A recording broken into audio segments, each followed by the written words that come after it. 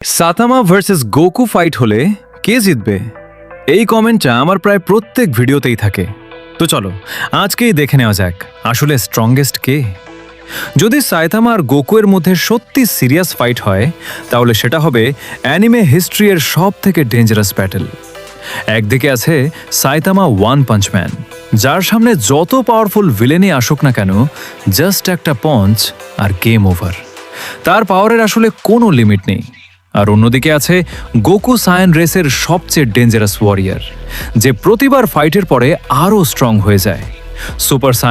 Super saiyan blue, ultra instinct Goku, এমন character যে গডসের সাথেও ফাইট করেছে। তার স্পিড এত ফাস্ট যে নর্মাল চোখে দেখা যায় না। তার কামেহামেহা পুরো ইউনিভার্স কাঁপিয়ে দিতে পারে। এখন প্রশ্ন হচ্ছে, কে জিতবে? শুনো, সাইতামা তার ওয়ার্ল্ডের সেরা, আর গোকু তার ওয়ার্ল্ডের সেরা।